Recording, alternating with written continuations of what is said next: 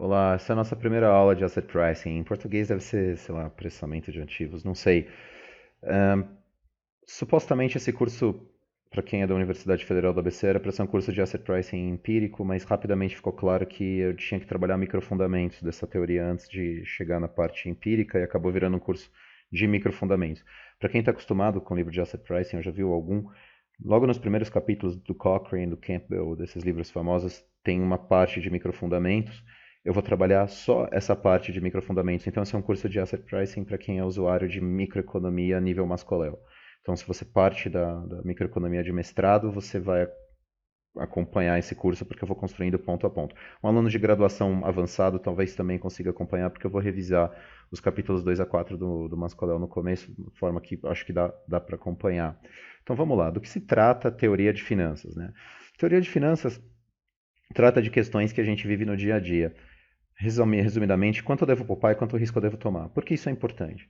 Bom, quanto eu devo poupar tem a ver com as minhas decisões de consumo. Se eu quero consumir no futuro alguma determinada quantidade de bens, eu devo pensar que talvez nesse futuro eu não esteja trabalhando, não tenha a renda do meu trabalho. Porque eu posso ter parado de trabalhar efetivamente e me aposentado, ou porque eu sou incapaz de trabalhar, eu posso sofrer um acidente, enfim, e tem um risco associado a isso. Se eu quero então consumir no futuro, eu tenho que sacrificar meu consumo no presente já pensando nesse futuro. Acontece que quando cada indivíduo toma essa decisão, se a gente agrega tudo isso, a gente vê a sociedade como um todo e vê a poupança da sociedade. É, Isso é importante? É importante porque toda futura possibilidade de produção de uma sociedade tem a ver com o investimento que ela consegue realizar, e o investimento que ela consegue realizar depende da poupança da sociedade. Então, essa decisão no nível do indivíduo afeta a sociedade como um todo. E a decisão de risco também. Tem gente que é mais paciente, gente que é mais impaciente, gente que quer tomar mais risco, gente que quer tomar menos. Como assim? Tem gente que quer consumir mais hoje do que a pessoa, do que o indivíduo, ou a gente recebe. Essa é a pessoa que toma empréstimo. Então você quer ter um apartamento, por exemplo, mas você não gerou ainda o dinheiro necessário para comprar o apartamento. Você toma um empréstimo, compra e vai pagando, sacrificando seu consumo para conseguir ter um bem hoje, o qual você efetivamente não recebeu dinheiro suficiente para comprar. Beleza? Como se dá essa alocação? Bom, você pode nunca pagar, certo? Então, se você quer comprar um bem e você não tem dinheiro para comprar, você toma um empréstimo, adquire o bem e vai pagar no futuro com seus fluxos de recebimento. Acontece que você pode dar calote, enfim. Ou seja, você, comprador do apartamento, tem um determinado risco. Quem vai emprestar esse dinheiro para você são poupadores, pessoas que estão consumindo menos do que o que recebem. Então está tendo uma alocação da poupança delas para você. Essa alocação se dá por meio de mercados financeiros. Mercados financeiros tem num sentido muito raso, que são mercados que transacionam contratos e instrumentos que eu não vou tratar agora, eu vou falar lá no final, porque isso é irrelevante para a gente está falando de teoria. Mas a gente sabe, tem instrumentos de renda fixa, variável, derivativos, futuros. São instrumentos. Só que, no fundo, o que a gente está transacionando no mercado financeiro não são pedaços de papel que me dão direito a um determinado fluxo de caixa futuro. Eu estou transacionando o futuro mesmo. Eu estou transacionando no presente algo que ainda vai acontecer. Então, os mercados financeiros não são propriamente mercados de papéis, contratos, são mercados do futuro. A gente está trabalhando o futuro e transacionando eles a tempo presente. É bem mais complexo. Quando o mercado financeiro funciona bem, quando ele funciona bem, a gente consegue alocar capital para projetos que têm maior ou melhor risco-retorno. É, Esses projetos, então, sei lá, se você quer abrir uma casa de pão de queijo, eu preciso de mais dinheiro do que eu tenho. Seu projeto tem um risco de dar errado e ele tem um determinado retorno esperado. O dinheiro vai para o seu projeto? Sim ou não? Vai de qual forma?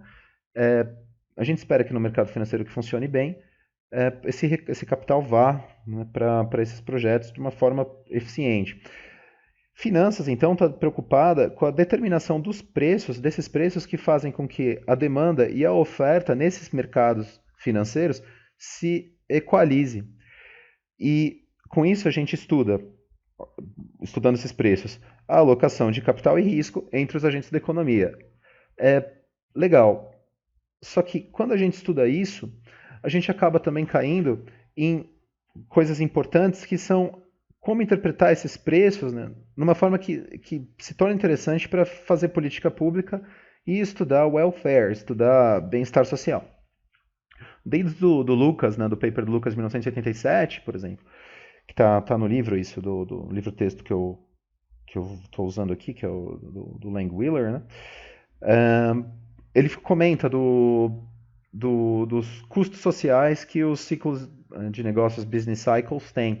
Se você quiser minimizar os efeitos que um business cycle tem na economia como um todo, em termos macroeconômicos mesmo, você pode pagar um preço, né? Se você não quer sofrer os impactos de um business cycle, você pode efetivamente estar preparado para reduzir essa variação na receita usando instrumentos do mercado financeiro. Quanto você vai pagar por isso? Né? Supostamente, asset pricing dá esse tipo de resposta. Agora vamos ver um pouco de história do pensamento. Né? Existe um livro legal que é o Capital Ideas, do Bernstein, Bernstein, sei lá como é que pronuncia, mas eu vou falar um pouquinho de cada um desses, assim, de grandes áreas. Né? No fundo, eu vou falar de equilíbrio geral, macroeconomia e asset pricing e como eles convergiram ao longo do tempo. Então, para falar da convergência entre equilíbrio geral, macro e finanças, vamos começar com o equilíbrio geral. Equilíbrio geral é uma abordagem que descreve o comportamento de uma economia como um todo, partindo do comportamento ótimo de cada membro de um conjunto de agentes que compõem essa economia como um todo, olhando para um ponto de compatibilidade e consistência mútua. Compatibilidade e consistência mútua já leva a gente a pensar em equilíbrio, certo? Acontece que existem algumas condições em que a teoria de equilíbrio geral é feita, né? Se a gente assumir duas delas, ou dois pressupostos, que são de mercados anônimos e competição perfeita, mercados anônimos são assim, os preços, né, ou seja, as taxas de câmbio entre as diferentes commodities, isso é importante. A gente tem que ver os preços como taxa de câmbio entre diferentes commodities e não necessariamente produtos. Daqui a pouco a gente vai ver taxa de câmbio entre presente e futuro, que é a taxa de juros. Beleza? Mas enfim, os mercados são anônimos, a interação se dá por meio de preços que estão postados lá. E se eu assumir também que cada agente é muito pequeno e suas decisões individuais não afetam o preço de mercado como um todo, a gente tem dois pressupostos que são chamados de pressupostos walrasianos, beleza? O Walrasian, que é em homenagem ao Leon Walras, que é de 1974, 1874, faz tempo. Ele foi o primeiro a formular um modelo de equilíbrio geral com esses pressupostos. Aí a gente fala que uma economia está em equilíbrio, se é um determinado preço, os agentes compram e vendem em suas quantidades ótimas, né, dado suas próprias preferências e restrições. Eles vendem, então, e compram quantidades ótimas de todas as commodities e a demanda iguala a oferta. Beleza? A quantidade demandada vai ser igual à quantidade ofertada a um determinado preço postado. Tranquilo? Os preços são. Os agentes são tomadores de preço. Bom, depois disso, né? Obviamente, 1874 começa esse tipo de discussão. Em 1954, 1874, então começa, 1954, o Arrow e o Debreu, eles mostram condições em que você consegue acomodar bastante bens, assim, vários bens diferentes, e várias preferências individuais. E eles mostram as condições que garantem a existência de equilíbrio e, mais ainda, eles mostram as condições que fazem com que o equilíbrio de mercado, as alocações de equilíbrio de mercado, são equivalentes às alocações socialmente eficientes. São os primeiro e segundo teoremas do bem-estar. Vão ser bastante úteis para a gente. A gente vai trabalhar com isso porque vai facilitar a nossa vida em finanças. Aí, na sequência, o Hirschleifer em 65, 66 e o Redner, eles colocaram mercados financeiros na jogada, eles colocaram mercados financeiros nos modelos de equilíbrio geral. Isso é importante para a gente porque também eles colocaram as condições que permitiram que a gente analise mercados incompletos. Mercados incompletos são aqueles em que não tem instrumento financeiro para fazer a alocação de riscos de forma eficiente. A gente vai ficar bastante tempo trabalhando nisso, beleza? Mercados completos e mercados incompletos. Para isso eu vou ter que definir o espaço de commodities, que é o que eu vou fazer no próximo vídeo. Muito bem. Essa incompletude, né, dos mercados faz com que a gente tenha vários problemas de coordenação numa economia de mercados. Vocês vão ler no livro, daqui para frente a gente vai ver isso. Abre espaço para bastante coisa.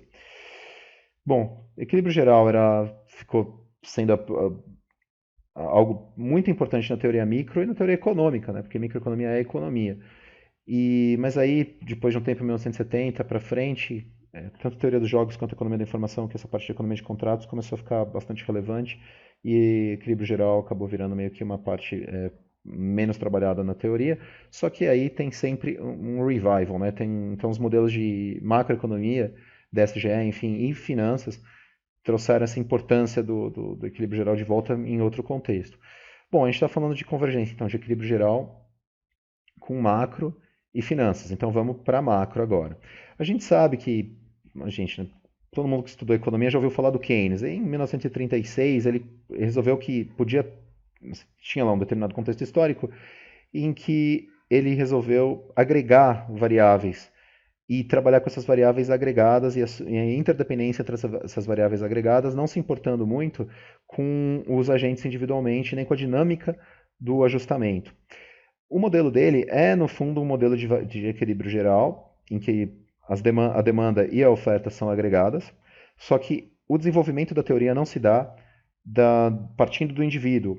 Acontece que quando você trabalha com modelos que não partem do indivíduo, a gente tem um problema de determinação endógena de expectativa. Para quem curte HPE, tem uma discussão dele com o Hicks, em que ele fala da importância das expectativas, mas o fato é que em nenhum momento de nada da teoria dele, e do Hicks também, se fala como se formam essas expectativas. E como assim? Bom, se uma decisão errada do agente tem algum custo, quer dizer, se ele faz um erro, ele vai se dar mal, é normal, é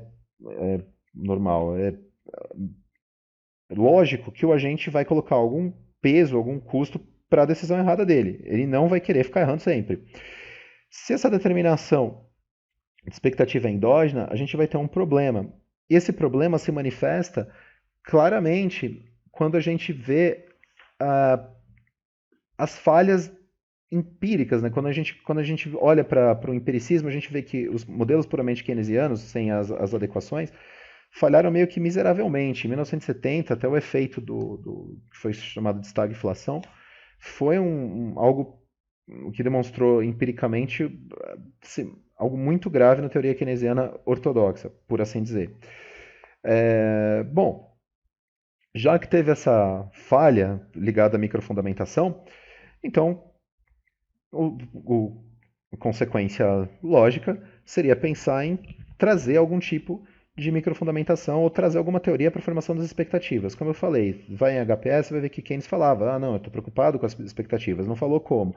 Um dos primeiros caras que pensou nisso foi justamente o Radnor, sei lá, em 1972, em que ele fazia algum tipo de teoria para as expectativas, em que ele falava que cada agente tinha aí uma expectativa não viesada da média de uma variável estocástica, o valor esperado de uma determinada variável que é estocástica, uma variável aleatória. Bom, cada agente conseguia encontrar o valor esperado dela de forma não viesada. Já é alguma teoria para a formação de expectativas. Para quem já estudou macro em nível de mestrado, sabe que a gente às vezes faz isso nos modelos mais básicos, assim, vai lá e faz um processo de formação de expectativas racionais.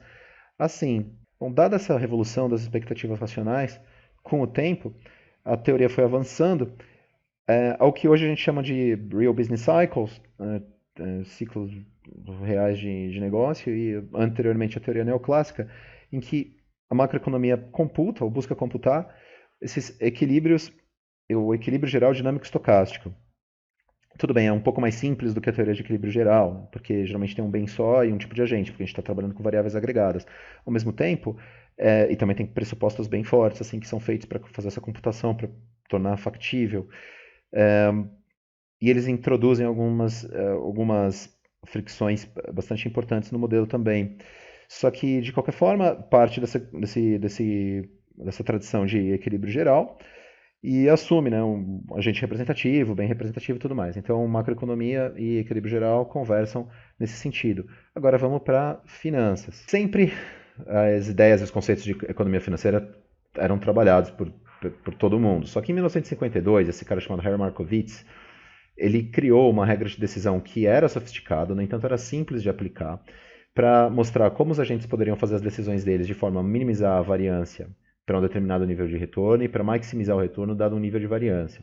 Isso em 1952. 12 anos depois, o Sharpe e outro cara também, o Littner, eles avançaram isso, em especial o Sharpe, O Markowitz foi co-orientador do Sharpe. Ambos estão vivos, tanto o Markowitz quanto o Sharpe, nesse momento que eu estou gravando o vídeo, são bem velhinhos. Mas demorou 12 anos para que, partindo, né, de agentes markowitzianos e com outras suposições, um modelo de equilíbrio pudesse ser formulado. Beleza? E esse modelo de equilíbrio, ele é importante, e eu vou falar um pouco dele agora, porque vai ser basicamente o objetivo desse curso, falar desses modelos, em especial do CAPM, que é um modelo que mostra que a única parte do risco que carrega um prêmio em equilíbrio é aquela que é correlacionada com o mercado. Isso é muito importante. E tem muita teoria feita desde então. Beleza? Atualmente, tem muito mais modelos que se preocupam com respeitar a condição de não arbitragem. A condição de não arbitragem é aquela que mostra que não dá para você obter algum tipo de retorno a custo nulo. Beleza? A gente vai ver isso também. Só que também tem muita coisa relacionando justamente a condição de não arbitragem e a teoria como um todo às condições de equilíbrio, que é aquela em que a demanda total de um ativo iguala a oferta total de um ativo. A gente vai ver isso e a gente vai partir dessas condições de equilíbrio e desenvolver toda a teoria de finanças. A gente chega num conceito que nesse livro do Langwiller ele chama de macrofinanças, mas eu chamo de finanças mesmo, eu não vejo isso como macrofinanças. É interessante porque em determinado momento da literatura, começa com Stiglitz, mas vários outros, essa é uma das contribuições dele, mas vários outros autores vieram na esteira, entre eles o Lucas, o modelo de árvore de Lucas, isso aqui é mestrado, né? Então todo mundo que estudou para Ampec viu esse modelo em algum momento. O que eles mostram é que, no fundo, a sua decisão de demanda por ativos financeiros na verdade, uma decisão de consumo intertemporal. A partir do momento que você faz as duas coisas juntas, você mostra que quanto você quer comprar, quanto você quer vender de ativos financeiros, na verdade, vem da determinação de quanto você quer consumir, você está juntando tudo num modelo que, por isso, o Langwiller chama de macrofinanças. Esse modelo de finanças é um modelo que abre muito espaço. Por exemplo, tem o Consumption KPM, né, o CAPM com consumo, que é o do Breeden, o modelo de árvore. Muitas coisas muito importantes saíram daí. A gente trabalha um modelo de economia financeira, não sei se chama economia de finanças, eu deixei em inglês como Finance Economy, porque tem essa diferença entre Economy e Economics, né? Então, eu não quero falar economia financeira no sentido de Financial Economics, eu estou falando de Financial Economy, é uma economia com finanças. Ela é um modelo de equilíbrio geral que combina o equilíbrio de Arrow, Debreu e Hartner, porque tem mercado financeiro, né, com a teoria de utilidade esperada de von Neumann e Morgenstern. Então, como que a gente vai fazer isso? É basicamente o intuito, o que a gente vai fazer no curso inteiro. A gente vai usar o primeiro teorema do bem-estar e vai transformar uma economia bastante complexa em uma economia de um agente e um bem. Aí a gente vai usar as teorias de utilidade esperada de von Neumann e Morgenstern para dar estrutura para a escolha com risco. Então a gente usou o primeiro teorema do bem-estar e vai colocar junto as teorias de utilidade esperada para dar estrutura para isso. Nessa nossa economia, usando essas duas, né, o equilíbrio de Arrow, Debreu e Ratner e von Neumann, Morgenstern e utilidade esperada, a gente consegue reduzir a nossa economia a um único agente que consome um produto só. Aí pensa, um único agente não vai ter transação. Não vai ter transação. Isso que é legal desse modelo. A gente consegue simplificar um negócio bastante complicado para uma economia de um cara, como se existisse uma pessoa só. E não tem produção, porque o cara vai produzir para quem? Ele não vai conseguir negociar com ninguém. Só que ele tem um endowment, ele tem aí uma dotação que é estocástica. Então, em cada período, ele vai receber um determinado endowment e ele tem um risco relacionado a isso. Beleza? A gente não está interessado nas quantidades transacionadas, a gente está interessado nos preços e como esses preços reagem a choques no endowment. Isso é um modelo legal. Eu não preciso explicar para vocês o que é modelo, porque eu suponho que todo mundo aqui já tem um nível mais avançado de economia, então a gente sabe que a gente está trabalhando com simplificações da realidade. Simplificação da realidade no que importa. A gente está preocupado com preço, então a gente pode abstrair as outras questões. A gente só vai olhar para os preços. Tá claro isso? A gente vai, então, construir um modelo de finanças em que a demanda por ativos é, no fundo, a consequência da demanda, a consequência da decisão de consumo intertemporal. Isso é bastante importante. A gente vai construir esse modelo de um agente e um bem que tem endowments com choques aleatórios ao longo do tempo. E a gente vai ver como é que os preços reagem a esses choques. Agora começam os problemas e a reação a esses problemas, ou a solução desses problemas, levam a coisas muito interessantes dentro da nossa literatura. Bom, esse modelo geral que eu falei para vocês, vindo de macrofinanças, ele pode ser aplicado para um conjunto grande de objetos. Entre esses objetos, a gente consegue fazer previsão para retornos de títulos de renda fixa, para diferentes maturidades, e o que a gente chama de estrutura a termo da taxa de juros, né? Quando a gente consegue prever o retorno desses bonds. Eu estou assumindo que vocês sabem mais ou menos o que eu estou falando, beleza? Mas depois a gente vai ter um vídeo só explicando o que são bonds, o que são maturidades, essas coisas. Mas são vencimentos, né? Muito bem. Também pode usar esse modelo de equilíbrio geral para fazer previsão da taxa de retorno do ativo livre de risco, do bond, porque é um título de renda fixa, ou de um share, né, de uma ação com risco. A diferença entre essa taxa de retorno do bond livre de risco e de um ativo arriscado, ou em particular pode ser um conjunto de ativos arriscados, um portfólio de mercado de ativos com risco, é o que a gente chama de equity premium. Aí começam alguns problemas. O primeiro deles eu vou chamar de... Eu só vou falar de dois, tá? Que é o Equity Premium Puzzle e o Risk Free Puzzle. A ideia é por que alguém, então, investe num bond, num título de renda fixa? Por quê? Se ações têm um prêmio muito maior, beleza, ajustado pelo risco. A explicação da teoria é, bom, ou o risco das ações é muito grande, ou a aversão ao risco dos agentes é muito grande, ou os dois. Acontece que quando você olha para os dados de contas nacionais, você vê que o risco e a aversão ao risco não são grandes o suficiente para explicar o investimento grande que tem em bonds. Isso é o que a gente chama de Equity Premium Puzzle. É um pouco mais difícil que isso, eu só estou simplificando. Então, é um problema ligado a esse modelo que a gente desenvolveu, chega numa conclusão lógica do modelo que não é explicada que não é o que se verifica nos dados. Outra coisa também, é fato que a renda média dos agentes aumenta com o tempo. É fato, tá? Não para todo mundo? Não. Deve ter gente que quebra, fale, vai à falência, gasta tudo em corrida de cavalo, sei lá eu. Mas na média, você ganha mais conforme você fica mais tempo trabalhando. Você cresce em determinado ramo. Setor, empresa, emprego. Então você tem um incentivo individual a despoupar no presente para ter um consumo no futuro relativamente constante, já que você vai ganhar mais no futuro ao mesmo tempo. Beleza? Só que, se todo mundo pensar assim, é óbvio que nem todo mundo vai despoupar ao mesmo tempo, mas se todo mundo pensar assim, os agentes de um determinado cohort, uma determinada geração, vão todos despoupar. Então todo mundo que é jovem vai despoupar porque vai ter um consumo futuro, vai ter uma renda futura maior. Todo mundo que. Qualquer agente em geral, né? Sua renda sempre vai aumentar. Então você sempre vai querer despoupar. Sendo assim, você tem que subir a taxa de juros para um nível suficiente para dar aos agentes o incentivo para adiar o consumo. Não consumir loucamente porque minha renda meu income de labor vai ser maior no futuro. Beleza? Sendo assim, pela teoria, a taxa de juros deveria ser muito mais alta do que o que ela é. Beleza? As taxas de juros são muito baixas para bonds e taxa livre de risco. Isso é o que a gente chama de risk-free puzzle. O lance é, a partir do momento que você observa um puzzle, você tem que resolver. Seja ele... Tem gente que vai falar, o puzzle é empírico, o problema é empírico, a gente tem que olhar para a econometria por trás disso. É verdade, tem bastante desenvolvimento nessa tecnologia. Só que quando a gente olha para o modelo, a gente tem algumas consequências dessas modificações. Então, eu tenho um determinado puzzle, eu vou lá e tento responder. Quando eu olho para um puzzle de finanças, é interessante que o modelo subjacente, a finanças e a macroeconomia é o mesmo. Então, quando a gente resolve uma questão financeira, a gente está, no fundo, resolvendo uma questão macroeconômica, que tem implicações sobre os ciclos reais de negócio, tem implicações sobre a teoria de crescimento. Outra coisa interessante é que, de acordo com a abordagem que a gente usa para resolver um puzzle, a gente tem diferentes previsões para os retornos.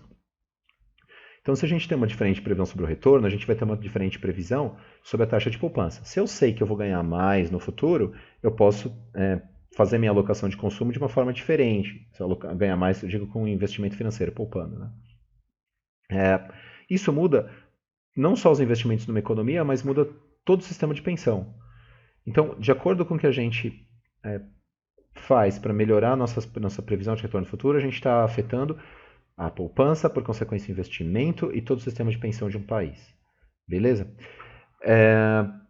Além disso, a gente vê, na hora que resolve um puzzle, né, a gente muda a forma como a gente avalia o risco. e o custo social do risco agregado. Beleza? Risco é uma coisa bastante importante, tanto do ponto de vista individual quanto do ponto de vista social. Dado isso, o curso está estruturado da mesma forma que o livro está estruturado, porque eu estou seguindo o livro, texto. A gente vai começar vendo equilíbrio geral, teoremas do bem-estar, e agente representativo, equilíbrio de Arrow-Debreu. Beleza? Para quem faz um curso de microeconomia de mestrado, em geral você vê isso. Para o curso da Federal do ABC, que é quadrimestral, eu entendo que não se vê isso num primeiro curso de microeconomia. Então, o primeiro objetivo desse curso é servir como um curso de economia 2, microeconomia 2, perdão, que vai ensinar para vocês, pelo menos de forma introdutória, o que precisa para aprender o primeiro e o segundo teoremas do bem-estar. Beleza? Daí a gente evolui para as economias de Radner, que são aquelas de equilíbrio geral, em que a gente coloca ativos, beleza? Ativos financeiros. E a gente começa a aprender também essa parte de mercados completos e mercados incompletos. Aí eu preciso dar a estrutura para incerteza. Se eu estou trabalhando com mercados financeiros, eu tenho que trabalhar com mercados financeiros ao longo do tempo, eu vou ter que trabalhar com von Neumann Morgenstern, que com toda a teoria de utilidade esperada. E medidas de aversão ao risco, que são as HARA class, que eles falam, que é HARA, DARA, são as formas de mensurar a nossa aversão ao risco e utilidades que tem embutida nelas essas medidas de aversão ao risco. Daí a gente consegue construir uma economia de finanças, aquela finance economy que eu falei para vocês, de um agente, um bem, endowment estocástico com choques, e aí a gente vai construir em cima disso as teorias, os conceitos de fator estocástico de desconto e o Consumption KPM, que é o CAPM com consumo, e aí a gente consegue construir as teorias de estrutura a termo das taxas de juros. Então a gente precisa fundamentar a nossa economia de finanças com o primeiro e o segundo teorema do bem-estar, equilíbrio geral, Arrow-Debreu, depois Radner, depois von Neumann Morgenstern, vamos construir a nossa economia de finanças. Isso, por si só, já daria o curso. Se eu conseguir, pretendo conseguir, mas para um curso de um quadrimestre exigir demais. Mas a gente deveria ir para o próximo passo, que é olhar para os dados e para os puzzles. E como a gente faz a resolução desses puzzles de forma na parte empírica e a parte teórica. A parte empírica, e aí? O que eu vou fazer com essa econometria aí? Tá dando algum pau? E a parte teórica vamos rever o modelo para conseguir acomodar os puzzles que foram observados. Beleza? Então, essa primeira parte já consistiria em um curso de um semestre. Essa segunda parte já passa para a gente a transição entre um curso de Asset Pricing teórico para um curso de Asset Pricing empírico, que era a minha intenção original. Então, a intenção original do curso era, no fundo, fazer essa segunda parte. Só que ficou claro que sem essa primeira não rolaria. Poderia dar uma corrida com a parte microeconômica, mas eu optei por fazer um curso de microfundamentos que se presta, então, a esses dois papéis. Ser um curso quase que de microeconomia 2 e um curso que mostra como a microfundamentação dos modelos de finanças se dá da mesma forma que a microfundamentação dos modelos de macro se dá e como a evolução disso acaba convergindo. E finanças e macro acabam sendo muito parecidos. No fundo, macroeconomia consiste em toda a tecnologia para achar um vetor de consumo dado um vetor de preço, e finanças acaba sendo toda a tecnologia para achar um vetor de preços dado um vetor de consumo. Beleza? Então vamos junto que a gente consegue. Próxima aula, vamos ver espaço de commodities, capítulo 2. E aí, para quem gosta do Mascoléu, capítulos 2 a 4 do Mascoléu e o capítulo 10 também do Mascoléu eu vou trabalhar na próxima aula.